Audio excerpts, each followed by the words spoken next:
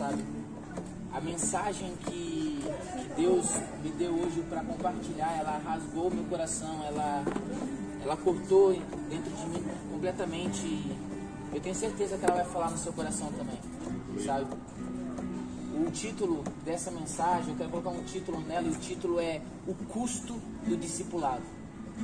O custo do discipulado, sabe? O custo de seguir Jesus, o custo de seguir a Cristo, de caminhar com Jesus. E, cara, eu tenho feito uma oração esses dias. E a minha oração é: dá-me um coração disponível, Senhor. Dá-me um coração disponível. Um coração que esteja disponível quando o Senhor me chamar. E se o Senhor me chamar, eu irei. Seja para o que o Senhor quiser fazer, o que o Senhor estiver fazendo, eu quero ter um coração disponível para isso, sabe? Eu vou fazer uma oração antes. E no decorrer dessa oração, cara, abra o seu coração a Deus, sabe? Eu vou orar por mim, eu vou orar por vocês, amém? Eu peço a atenção de vocês, amém? Jesus, obrigado, Jesus, porque o Senhor nos trouxe aqui em segurança. Obrigado, Pai, porque o Senhor fala aos nossos corações. Obrigado, Pai, porque nós não estamos aqui à toa. Nós estamos aqui para receber a Tua palavra. Nós viemos aqui para ter um encontro contigo, Pai. E no encontro, Pai, de um relacionamento verdadeiro, Jesus.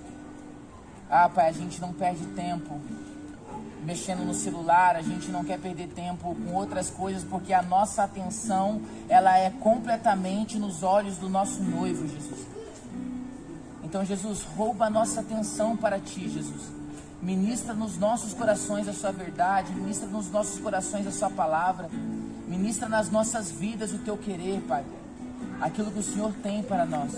Nós queremos ser completamente Teus.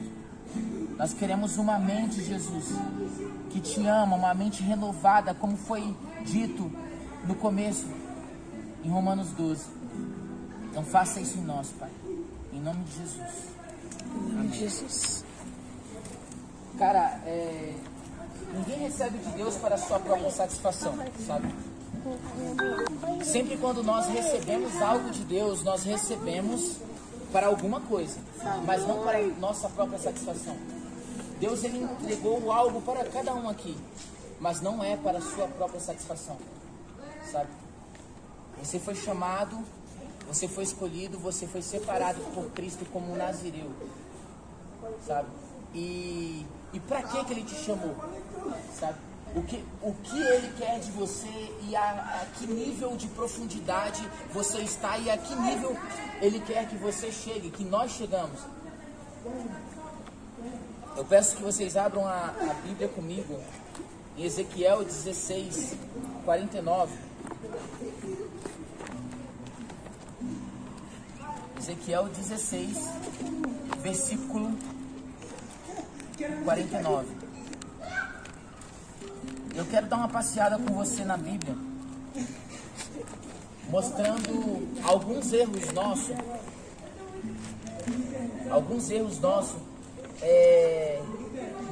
na nossa caminhada seguindo a Cristo, sabe? Ezequiel 16, versículo 49, vai dizer: ora, este foi o pecado de sua irmã Sodoma. Ela e suas filhas eram arrogantes, tinham fartura de comida e viviam despreocupadas. Não ajudavam os pobres e os necessitados. Então, qual que foi a iniquidade de Sodoma aqui? Sodoma teve uma iniquidade. Qual que foi a iniquidade? Fartura de pão e próspera tranquilidade. Sodoma, ela tinha muita fartura de pão, tinha muitas coisas. E sabe, era uma cidade que estava bem tranquilo, mas veja que Deus não está falando para aquele povo que o pecado deles ali era adultério, que logicamente também tinha, que não era mentira, que não era outras coisas, mas era fartura de pão e próspera tranquilidade. Ou seja, eu tenho muito, mas eu não compartilho com ninguém. E eu fico tranquilo. Por quê? Porque eu amo o conforto, sabe? E Deus, Ele nos criou para uma missão, Ele nos trouxe para uma missão. E se a gente não entender essa missão, a gente vai ficar procrastinando, a gente vai viver uma vida a qual a gente não consegue enxergar na cosmovisão de Cristo o destino e aonde Ele quer que a gente chegue, porque os nossos olhos estão nessa terra, porque os nossos olhos não estão em Cristo verdadeiramente. Charles Studi, ele diz o seguinte: uma vida só e logo passará, e somente o que foi feito por Cristo permanecerá. O motivo do choro de David Brainerd era: Deus, os homens não te dão a glória devida, sabe? Então, cara, David Brainerd, ele era um homem que ele descobriu aos 27 anos que ele tinha uma doença. E ele descobriu que ele iria morrer, cara. Ele teria mais ou menos 3 anos de vida. O cara foi para uma aldeia e começou a pregar o evangelho para os índios. E morreu pregando o evangelho. Porque o cara amou a Cristo. Ele amou a Cristo a ponto de pregar e morrer pregando o evangelho. Ele renunciou o seu conforto, ele renunciou a sua vontade, ele renunciou tudo que ele poderia renunciar para viver o evangelho de Deus, sabe? Cara, o evangelho de Deus, ele é extremamente violento. Como assim? O reino de Deus, ele é tomado à força e os violentos se apoderam dele. E quando se fala nessa violência do reino de Deus, tá falando, cara, Deus não divide a sua glória com ninguém. Deus, ele é único e ele quer toda a sua atenção para ele. E você não vai conseguir fazer 2 coisas ao mesmo tempo no reino de Deus. Ou você constrói o seu império, ou você vive para Deus.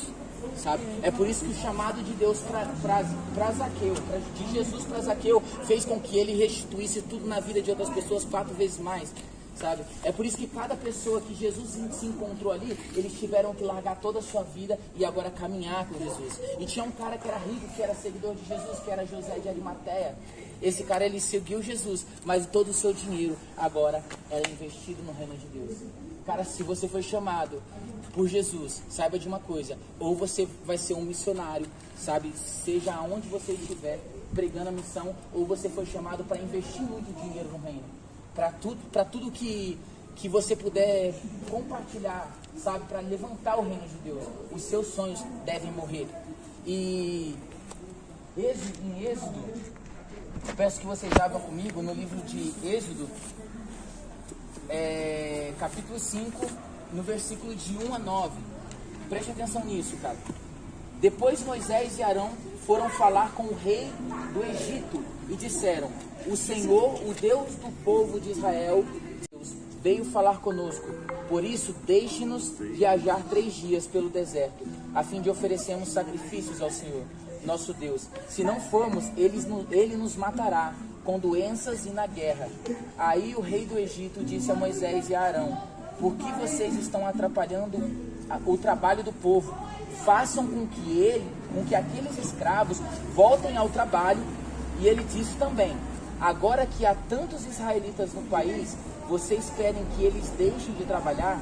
Naquele mesmo dia, o rei deu aos feitores e aos chefes da turma a seguinte ordem: daqui em diante, vocês não vão mais dar palha ao povo para fazer tijolos. Que eles mesmos ajuntem a palha, mas vocês exijam que eles façam a mesma quantidade de tijolos. Nem um tijolo ao menos são os preguiçosos, e é por isso que gritam: vamos oferecer sacrifício ao nosso Deus. Façam essa gente trabalhar mais duro e os mantenham ocupados, a fim de que não tenham tempo de ouvir mentiras.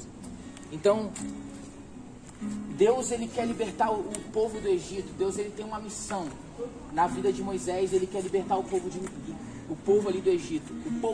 O Egito, né, nos dias de hoje nós colocamos como mundo, né, como as influências do mundo e tudo mais. E Deus quer libertar o povo do Egito.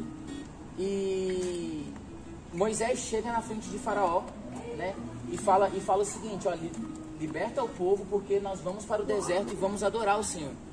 Nós vamos adorar o Senhor. E Faraó responde o seguinte: não deixe esse povo sair daqui, porque esse povo é preguiçoso. Dobre o trabalho deles, para que eles trabalhem mais e mais e mais e mais, e eles não tenham tempo de adorar o Senhor. Porque trabalhando mais e mais e mais, a sua mente está cativa ao trabalho.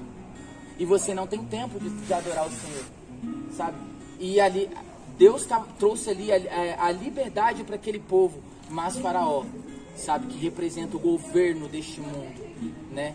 Não queria deixar Moisés tirar aquele povo, sabe, para adorar o Senhor no deserto. Então, cara, veja bem, Deus ele criou o mundo em 6 dias e no 7º dia ele descansou. Em Êxodo capítulo 20, a Bíblia vai falar o seguinte: lembra-te do dia do sábado para santificar, 6 dias trabalharás e farás toda a sua obra, mas o 7º dia é o do Senhor teu Deus.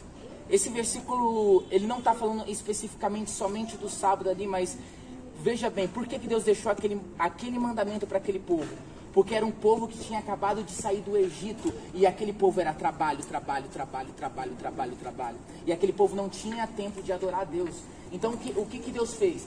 Vamos dar um dia para esse povo, para que esse povo aprenda a descansar no Senhor. Aprenda que eles também precisam adorar o Senhor, sabe? E aí a Bíblia vai falar que Jesus, ele é o lugar de descanso, sabe? Agora já não tem mais um dia, mas Jesus é o nosso lugar de descanso, aonde nós conseguimos fazer sim todas as coisas, mas tudo voltado a Ele.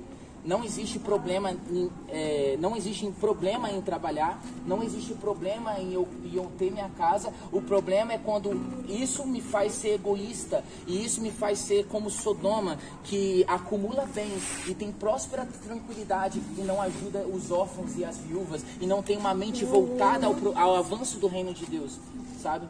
Então Deus estava mostrando aquilo, Deus estava mostrando para aquele povo que eles precisavam ser libertos. E, cara, a Bíblia também fala que a volta de Jesus, ela será como nos dias de Noé. Alguns dias anteriores ao dilúvio, as pessoas elas comiam, bebiam e davam-se em casamento. Comer, beber e casar. Comer, beber e casar. Comer, beber e casar, sabe? É uma vida voltada a si mesmo. É uma vida que não faz sentido, porque a vida não é para a glória de Deus. E a Bíblia fala: tudo que você fizer, cara, faça para a glória de Deus, sabe? A Bíblia também fala que a volta de Jesus ela será como no dias de Ló. As pessoas compravam, vendiam e construíam. Construir e criar o meu império e fazer todas as minhas coisas, sabe? E montar a minha vida, sabe? O meu sonho é ter uma casa com piscina, o meu sonho é ter um prédio, sabe? O meu sonho é viver, sabe? Mas o meu sonho não tem nada a ver com o avanço do reino de Deus. Então eu tô sendo egoísta e eu tô vivendo para mim mesmo, sabe? E no decorrer dessa mensagem, cara, você vai entender lá no final o que Deus quer de nós, qual que é o custo do discipulado, sabe? E a igreja ela está enriquecendo em paz pessoal e prosperidade, mas não é isso que queremos. Não é isso o nosso desejo. Esse não é o desejo do nosso coração.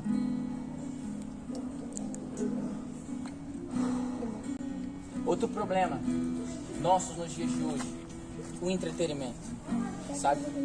Tem uma frase do Luiz Hermínio que ele diz: o entretenimento, ele é o inimigo diabólico do avivamento. Você quer ser alguém avivado? Corte o entretenimento na raiz.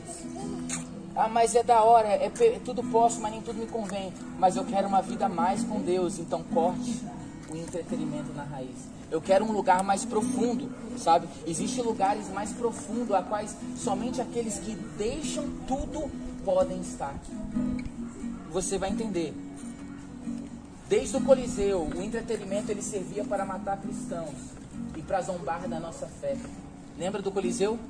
Onde os cristãos eram mortos, eles eram lançados para o entretenimento do povo, e o povo e Satanás, o povo zombando da nossa fé, sabe? Mortos, comidos por leões, e o povo zombando da nossa fé.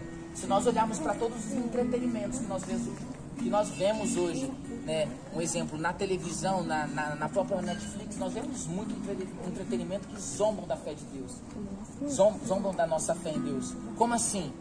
Cara, você assiste um filme e esse filme ele tem pornografia, você vai continuar assistindo até que você peque. E aí? E aí? Sabe?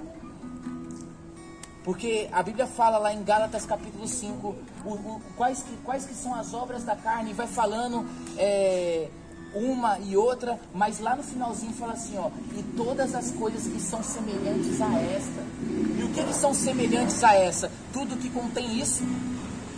Adultério é pecado, mas eu dou risada de um adultério. Eu escuto uma música de adultério e glorifico o adultério. Sabe? Lascívia é pecado, mas eu continuo vivendo de uma forma, sabe? Então, o que Deus quer de nós, cara? O que Deus quer de nós? Porque eu acho muito engraçado, porque quando a gente começa a ser radical, quando a gente começa a ser um pouco mais extremista, sabe? As pessoas falam, mano, você não dá, velho. É um caminho, cara, que a gente vai precisar amar a Deus acima de todas as coisas. Você lembra de Sansão e Dalila?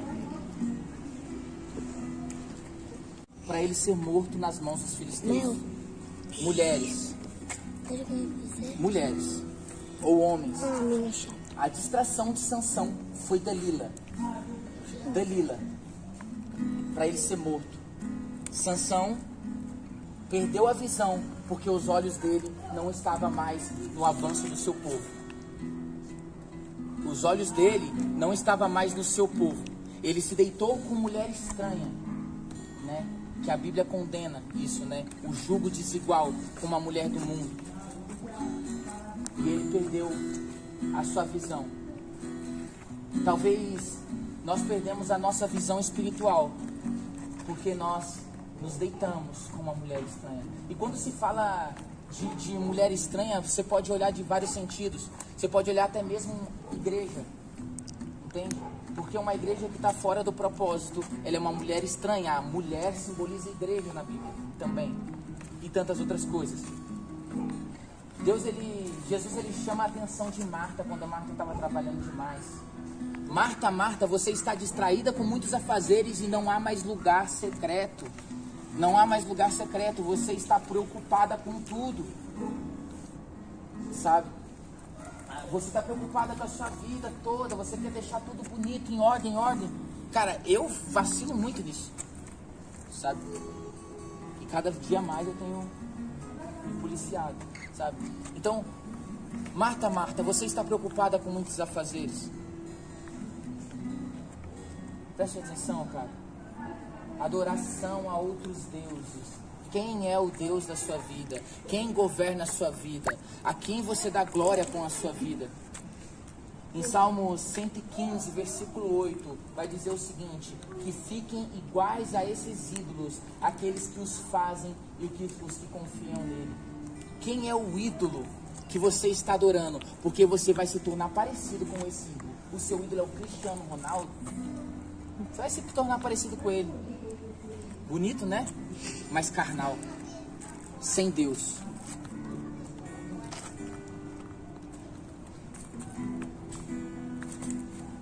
Eclesiastes capítulo 2. Essa é uma das passagens que eu mais amo das Escrituras. Eu peço que você, se você puder abrir, abra comigo, cara. Essa é uma das passagens que mais me choca, cara. Preste atenção. Salomão, o homem mais rico, o homem mais sábio da história e o homem que teve 1000 mulheres. Ele começa dizendo: então resolvi me divertir e gozar os prazeres da vida, mas descobri que isso também é ilusão. Cheguei à conclusão de que o riso, né, a felicidade é tolice e de que o prazer não serve para nada. Procurei ainda descobrir qual a melhor maneira de viver. Então resolvi me alegrar com o vinho e me divertir. Pensei que talvez fosse essa a melhor coisa que uma pessoa pode fazer durante a sua curta vida aqui na Terra. Realizei grandes coisas, construí casas para mim e fiz plantações de uvas. Plantei jardins e pomares com todos os tipos de árvores frutíferas. Também construí açudes para regar as plantações. Comprei muitos escravos e além desses tive outros nascidos na minha casa. Tive mais gado e mais ovelhas do que todas as pessoas que moraram em Jerusalém. antes de mim. Também ajuntei para mim prata e ouro, dos tesouros dos reis e das terras que governei. Homens e mulheres cantaram para mim, para me divertir, e tive todas as mulheres que um homem pode desejar. Sim, fui grande, fui mais rico do que todos os que viveram em Jerusalém antes de mim, e nunca me faltou sabedoria. Consegui tudo o que desejei, não neguei a mim mesmo nenhum tipo de prazer. Eu me sentia feliz com o meu trabalho, e essa era a minha recompensa. Mas quando pensei em todas as coisas que havia feito e no trabalho que tinha tido para conseguir fazê-las, compreendi que aquilo tudo era uma ilusão, não tinha nenhum proveito. Era como se eu estivesse correndo atrás do vento. Cara, nós não estamos como quem está correndo atrás do vento. Nós não fomos chamados para correr atrás do vento. Nós fomos chamados para seguir a Jesus. Sabe? Jesus, ele é o caminho, ele é a verdade, ele é a vida. E ninguém vai ao Pai a não ser por ele. E Salomão, ele está mostrando um caminho aqui, cara, que ele teve 1000 mulheres, ele bebeu os melhores vinhos, ele teve as melhores diversões, e ele fez e foi muito feliz nessa terra, teve muito prazer, mas no final ele descobriu que tudo isso era correr atrás do vento, e você não consegue pegar o vento. Você vai correr e não vai conseguir tocar o vento. É divertido, é alegre, sabe? Você se sente bem, mas não é real, não é palpável, não é palpável. Porque, para ver, a sua vida é só isso daqui, ó. É só isso. E você dá valor a isso daqui só, cara. Mas esse círculo todo, e pra lá, é a eternidade. É a eternidade, velho. E Jesus, ele nos ensinou a acumular tesouros eternos e não coisas na terra. Jesus disse: aquele que tentar ganhar a sua vida, perdê-la-á. Mas aquele que perder a sua vida por amor a mim, achá-la-á. E quando a gente começa a entender essas coisas, a gente começa a ter um lugar para pisar, velho. A gente começa a ter um lugar para pisar, porque a gente agora começa a entender. Cara, isso é evangelho. Isso é evangelho. E... glória a Deus.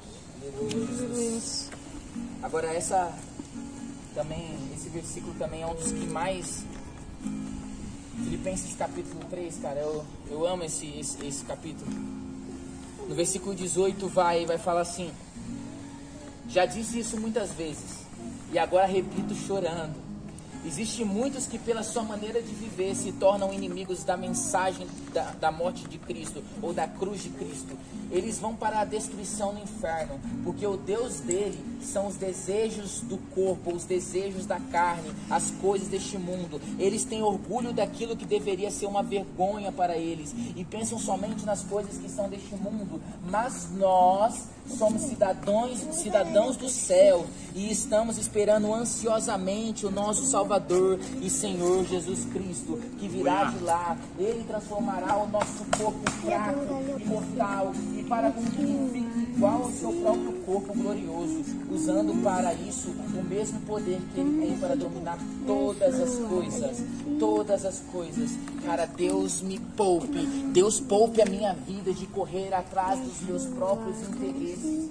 Deus poupe a minha vida de querer ser aceito aonde o meu Senhor Jesus foi rejeitado, sabe? Deus poupe a minha vida. Eu não quero isso. Eu não quero isso. E quando a gente começa a entender isso, cara, as coisas, elas começam a fluir no reino de Deus. Você começa a entender, cara, o que Jesus está dizendo com o reino de Deus é tomada a força e os violentos se apoderam dele. É necessário deixar tudo. É necessário deixar todo o pecado. Samuel, mas a salvação é pela graça, mediante a fé. A salvação, sabe? Talvez você seja salvo. Talvez todos nós aqui sejamos salvos. Mas talvez poucos tenham entrado no reino. Porque o reino ele não vem de aparência visível. E o reino de Deus é tomada à força. E no reino de Deus é ali que você tem a paz que excede todo entendimento. É no reino de Deus que você consegue caminhar sem pensar no ficar ansioso pelo dia de amanhã, porque Ele provê todas as coisas, sabe? É no reino de Deus, cara. Meu celular desligou,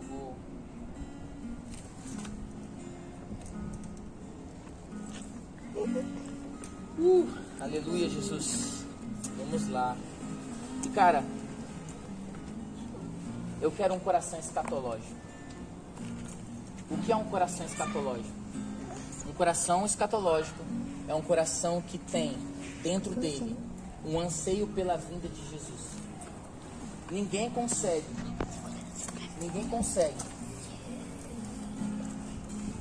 consegue entrar no reino de Deus se não tiver um anseio pela vinda de Jesus, sabe?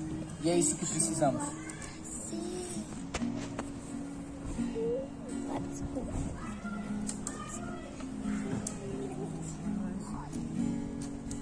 Não tenho mais amantes, tu és a razão da minha vida, Senhor. Pra mim tu és tudo, te dou meu futuro. Tu és a paixão e a afeição, meu amor. Não tenho mais ídolos, não tenho mais amantes. Tu és a razão da minha vida, Senhor. Pra mim tu és tudo, te dou meu futuro. Tu és a paixão e a afeição, meu amor. Mateus 9:37 vai dizer: então disse aos discípulos: a colheita é grande mesmo, mas os trabalhadores são poucos. Os seguidores de Jesus eram muitos, muitas pessoas seguiam Jesus, mas ele deixa claro que a colheita é grande, os trabalhadores são poucos. 2 Timóteo 2, versículo 1. E você, meu filho, seja forte por meio da graça que é nossa por estarmos unidos com Cristo Jesus. Tome os ensinamentos que você me ouviu dar na presença de muitas testemunhas e entregue-os aos cuidados de homens de confiança, que sejam capazes de ensinar a outros. Como fiel soldado de Jesus Cristo, tome parte no meu sofrimento, pois o soldado, presta atenção nisso, pois o soldado, nós somos soldados de Cristo, cara, pois o soldado, quando está servindo, quer agradar ao seu comandante, e por isso não se envolve em negócios da vida civil. O atleta que toma parte numa corrida não recebe o prêmio se não obedecer às regras da competição. E o lavrador que trabalha no pesado deve ser o primeiro a receber a sua parte na colheita. Pense no que estou dizendo, pois o Senhor fará com que você compreenda todas essas coisas. O soldado, ele vai para a guerra, a sua família fica em casa. O soldado, ele vai para a guerra, ele não tem outro trabalho porque ele serve um exército agora, sabe? Então a mente desse soldado agora está no reino de Deus, no avanço do reino de Deus. Ele acorda pensando em Deus, porque ele acorda pensando em como ele vai vencer a guerra. 2 Coríntios capítulo 11, o apóstolo Paulo ele vai dizer o seguinte, cara, ele começa falando ali com o povo daquela igreja de Corinto. Ele fala o seguinte para aquela igreja: vocês acham que eu sou louco? Vocês acham que eu sou louco? Né? O apóstolo Paulo falando do povo daquela igreja: vocês acham que eu sou louco, mas vocês aceitam todos os apóstolos que vêm aí de fora, e esses apóstolos eles são falsos, eles querem enganar vocês, então vocês aceitam qualquer coisa, sabe? Mas por que o apóstolo Paulo ele decidiu fazer tendas para não receber dinheiro da igreja de Corinto? Por quê? Para que a mensagem dele fosse aceita naquele lugar. Então ele começa a falar para eles: vocês acham que eu sou louco, mas eu fugi por um cesto, sabe, de cidade. Eu fui açoitado, eu fui chicoteado, eu sofri naufrágios, sofri isso e aquilo e aquilo e aquilo. Agora vocês são servos de Deus, eu sou muito mais. Isso não era soberba do apóstolo Paulo. Ele estava mostrando para aquele povo a forma de amar Jesus, como amar Jesus, vivendo uma vida para Ele. Vocês acham que vocês são servos de Cristo? O apóstolo Paulo estava dizendo, eu sou muito mais, porque eu sofri tudo isso por amor a Ele. E é nas suas obras que você demonstra o seu amor por Cristo. A nossa devoção, ela é manifesta em obras, ela é manifesta na nossa forma de viver, sabe? Então o apóstolo Paulo, ele está dizendo para aquela igreja. E outra pessoa também que é muito interessante, e essa todo mundo conhece, o apóstolo Pedro. Ele caminhou com Jesus, ele foi discipulado por Jesus, e ele negou Jesus na cruz. João não. João, que deitava no colo de Jesus, que tinha intimidade com Jesus, ele estava nos pés chorando, nos pés da cruz chorando, junto com a mãe de Jesus, porque ele tinha intimidade. A falta de intimidade te faz negar Jesus.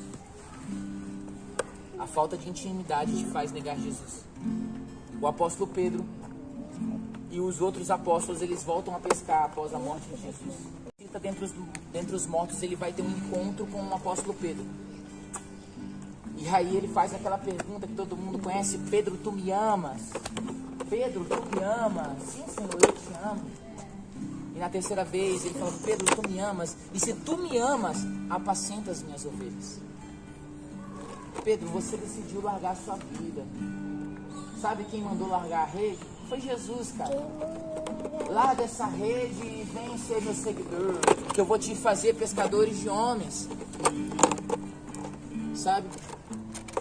E aí Pedro foi chamado para ser pescador de homens, e ele podia ter muito dinheiro, porque pescar naquela época era uma coisa muito boa, era como se você fosse um empresário, sabe? E ele poderia, eu vou pegar meu dinheiro aqui e vou ajudar, vou alimentar os pobres. Mas o evangelho não tem a ver com alimentar os pobres, porque senão o espiritismo o evangelho ele não tem a ver com paz interior, porque senão os budistas seriam os caras. O evangelho é poder de Deus, cara. É poder de Deus. O evangelho é poder de Deus, sabe? É poder de Deus. Então Pedro entendeu ali que para amar Jesus era necessário aceitar uma responsabilidade. Não existe amor sem responsabilidade. Se eu amo, então eu vivo pela causa dele. Eu amo Jesus, então eu vou viver pela causa dele. Eu já estou acabando. Eu vou dar um exemplo agora. Um exemplo do que é ser um seguidor de Jesus. E de como viver isso verdadeiramente. Sabe? No judaísmo, uma criança ela é levada aos 2 anos, se eu não me engano, ou aos 4 anos na sinagoga, e ela é discipulada desde pequeno. Aos 8 anos ela tem que saber toda a Torá, e aos 12 anos ela é levada na frente dos rabinos, né, para fazer um teste.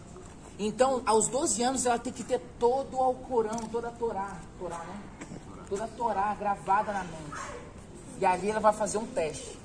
E se ela não souber, aquela criança, se ela não souber, o mestre chega na frente dela, aperta a mão dela e fala assim: vai constituir família ou seguir a profissão de seu pai, porque você não serve para ser discípulo. Vá constituir família ou seguir a profissão de seu pai, porque você não serve para ser discípulo.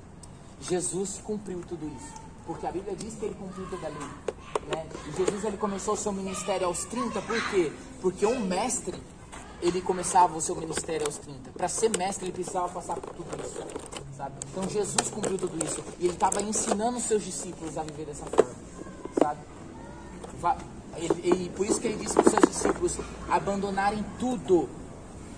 Ou você vai constituir família e seguir a profissão do seu pai. Você vai ter uma vida boa. Você vai viver tranquilo. E você pode fazer isso e ser salvo, sabe? Você pode ter a sua casa, você pode ter, sabe, tudo. E é bom que nós tenhamos. Mas, para ser discípulo de Jesus, requer algo a mais. O clamor de Raquel. Qual era o clamor de Raquel? O clamor de Raquel era: dai-me filho, senão eu morro. Sabe? Raquel era estéril. E agora eu quero que você Preste atenção comigo, cara. Porque aqui vai falar, eu quero falar de homens de verdade. Eu não quero falar de meninos no evangelho, sabe? De pessoas imaturas na fé. Eu vou dar exemplos de homens, porque quando nós damos um exemplo aqui, sabe, é como se a gente quisesse acertar na lua, a gente tem que mirar no céu, não posso mirar aqui, sabe? Então quando a gente fala de homens que viveram por amor a Deus de uma forma intensa, a gente tem uma referência. O apóstolo Paulo chega a dizer: sei de meus seguidores como eu sou de Cristo. E eu também. Sabe? O clamor de Raquel era: dai-me filho, senão eu morro. Raquel, ela representa a igreja, que se não gerar filhos, ela vai morrer. A igreja, ela precisa crescer, ela precisa se multiplicar. Aí, em Atos capítulo 2 fala que eles cresciam em números, fala que eles cresciam na comunhão e eles estavam ali, cara, perseverando na doutrina dos apóstolos, sabe? Então a igreja, ela precisa gerar filhos, porque se ela não gerar, ela vai morrer. Escuta isso, cara.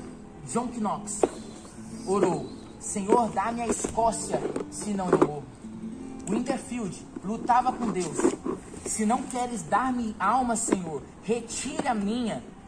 John Bunyan declarou: na pregação não podia contentar-me sem ver o fruto do meu trabalho. Mateus Henry: sinto maior gozo em ganhar uma alma para Cristo do que em ganhar montanhas de ouro e prata para mim mesmo. D.L. Moody: usa-me então, meu Salvador, para qualquer alvo, em qualquer maneira que precisares. Aqui está o meu pobre coração, uma vasilha vazia. Enche-me com a tua graça. Henry Martin, ajoelhado na praia da Índia, onde fora como missionária, dizia: aqui quero ser inteiramente gasto por Deus. John Mackenzie, ajoelhado à beira do Losse, clamava: ó Senhor, manda-me para o lugar mais escuro da terra. Prane Hyde, missionário da Índia, suplicava: ó Deus, dá-me almas ou morrerei.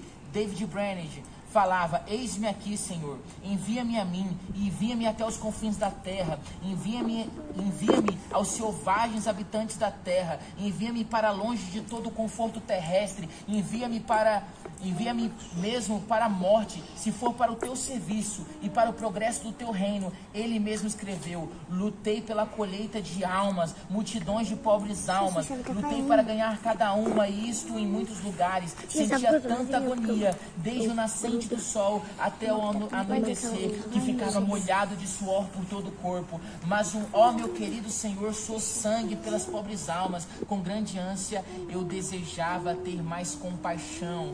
João Welsh encontrava-se nas noites mais frias, prostrado no chão, chorando e lutando com o Senhor por seu povo. E quando a sua esposa implorava que explicasse a razão da sua ânsia, respondia: tenho que dar conta de 3.000 almas e não sei como estão. D.L. Moody, o grande evangelista do século XIX, ouviu casualmente alguém dizer: nossa época ainda está para ver o que Deus pode fazer usando um homem cuja vida seja inteiramente comprometida com ele. Moody disse: eu serei esse homem. E por meio da vida de Moody, multidões se converteram.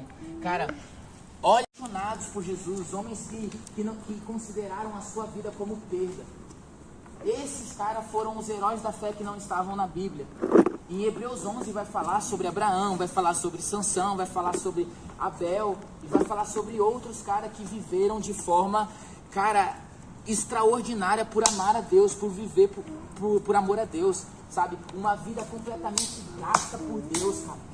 Esses caras, eles não tinham os seus próprios desejos, mas...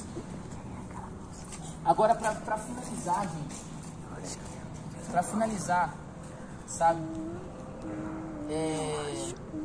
Lucas 14, 25, que seria a primeira passagem, mas eu deixei ela por último, para que vocês entendessem que tudo isso que eu falei aqui está escrito numa só passagem, sabe? O amor por Deus, a devoção por Deus, uma vida completamente entregue está escrita em uma só passagem. E Lucas 14, de 25 a 33. Certa vez uma grande multidão estava acompanhando Jesus. Ele virou-se para eles e disse: quem quiser me acompanhar não pode ser meu seguidor se não me amar mais do que ama o seu pai, a sua mãe, a sua esposa e os seus filhos, os seus irmãos, as suas irmãs e até a si mesmo. Não pode ser meu seguidor quem não estiver pronto para morrer como eu vou morrer e me acompanhar. Se um de vocês quer construir uma torre, primeiro senta e calcula quanto vai custar para ver se o dinheiro dá. Se não fizer isso, ele consegue colocar os alicerces, mas não pode terminar a construção. Aí todos os que virem o que aconteceu vão caçoar dele, dizendo: este homem começou a construir, mas não pode terminar. Se um rei que tem 10.000 soldados vai partir para combater outro que vem contra ele com 20.000, ele senta primeiro e vê se está bastante forte para enfrentar o outro. Se não fazer isso, acabará precisando mandar mensageiros ao outro rei, enquanto estiver longe, para combinar condições de paz. Jesus terminou dizendo: assim, nenhum de vocês pode ser meu discípulo se não deixar tudo que tem. Nenhum de vocês podem ser discípulo de Jesus se não abandonar tudo que tem. Cara, entenda isso. Entenda isso. Então agora eu vou ter que dar tudo que eu tenho, então eu não tenho mais nada e vou seguir Jesus? Não. Aonde está o seu tesouro, está o seu coração. O meu coração está em Cristo.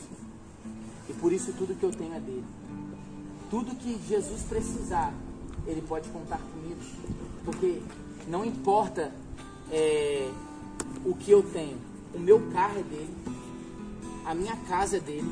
Se eu precisar abrigar alguém, eu abro a minha casa para essa pessoa ser abrigada, porque a minha casa não me pertence mais. Eu perdi tudo por amor a Cristo.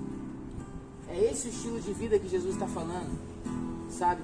Tudo que você tem é dele, sabe? E aquele que ama pai, mãe, filhos, coisas, namorado, filho, filha, seja lá o que for, aquele que amar qualquer coisa acima de Cristo não é digno dele.